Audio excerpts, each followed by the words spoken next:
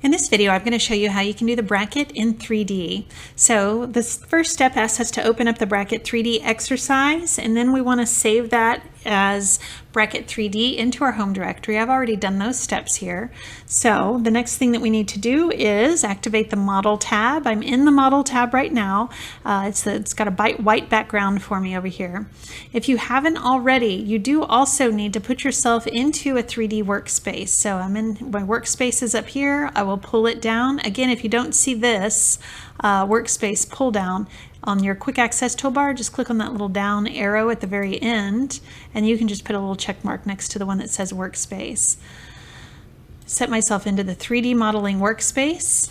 Now that we're here, I need to make sure that I'm in the southeast isometric view, and this looks good. So we're going to get started. First thing I want to do is just turn off my grid. I don't like drawing with that grid on there. For me, it's just really cluttered and hard to make out what my objects are. So I turn that off, and then I can clearly see all the objects that I need. I also do need to set my layer, my current layer, to be the 3D layer. That way, as we draw this in 3D, it'll come in on that blue 3D layer. All right, so the first thing that we need to do is just let's go into these views and get rid of the lines that we don't need. So we don't need all of these views for the sake of making this into 3D. Well, we don't need all of these lines, I should say. So go ahead and select those 3 lines and then delete them, erase them. I'm going to come over here and I'm going to erase everything but that little triangle here. So I need to erase these lines. I need to erase these lines. This one, I can't erase the whole line, I just need to trim it. So I'm going to start my trim command, the little scissors up here. You can type in TR, enter as well. Just trim off that little piece. Looks good. Now in the top view, I need to get rid of this whole back area and these middle lines. So I'm going to just highlight the lines I need to get rid of. And I'm just pressing the delete key on my keyboard. You can click on the little eraser over here as well. And I need to trim out these lines. Looking good. All right, those are all the objects and kind of the shapes that we need in order to make this into 3D. The easiest way to do this project is with the press pull command. So I'm going to show you the easiest way to do it. We could use the extrude command, but since we have so many holes, when you extrude, you would have to join all of these individual lines together into a polyline or a region, and then you would extrude and it would cover up those holes. So then you would have to make cylinders and subtract those. I'm going to use the press pull command, and you can see how easy this is. I'll start the press pull command. By the way, when you're doing the press pull, you have to make sure that your Z is pointing straight up. The press pull and the extrude commands will only extrude along the Z axis. So all of these objects need to be drawn on the XY plane so that we can extrude up onto the Z axis. It should be like that by default, but you can look at your little UCS down here in the corner to make sure. Now I'll click on the press pull command.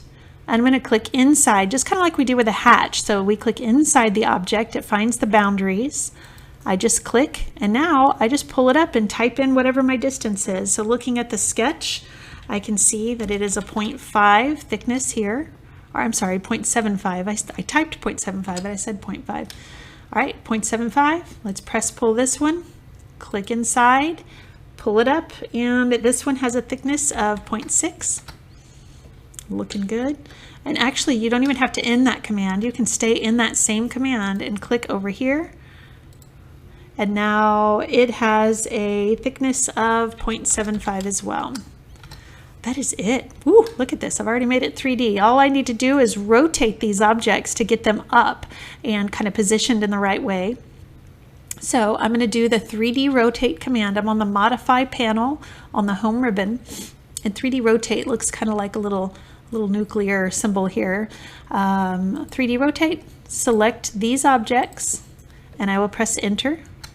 And then notice I get these little rings that show up here. And really, I just have to click on the ring that I want to rotate on. Notice these rings are color coded. So if I were to rotate along the x-axis, which means these objects would flip over that x-axis, then I just click on the X is red, I click on the red circle. When I get next to it, it becomes yellow. Again, if I want to flip it along the y-axis, that's green, I would click on the green circle. If I want to flip it along the z-axis, that's blue, I would click on the blue circle. So it highlights yellow whenever you get close to it, but I do want these to rotate up along the x-axis, so I just click on that circle, and notice I'm just kind of spinning wildly here. I can type in 90 degrees. I can also turn on my ortho, and then I'm locked into 90-degree increments. Either way, type in 90 or turn on your ortho. I went ahead and used my ortho, and I just clicked once they got up to that 90. So I'll press escape to deselect those objects. This one needs to rotate one more time. So we're going to start that rotate command, 3D rotate, select the object, press enter, and now we want it to rotate kind of in a circle this way. So the ring would be the blue ring. We're going to rotate on the Z axis. I'll select right here, and again I've got my ortho on, so it's guessing that I want it at these 90-degree increments. I'm going to pull it the way I want it, which is out this way, and I'll click to press enter. I could have also typed in 90.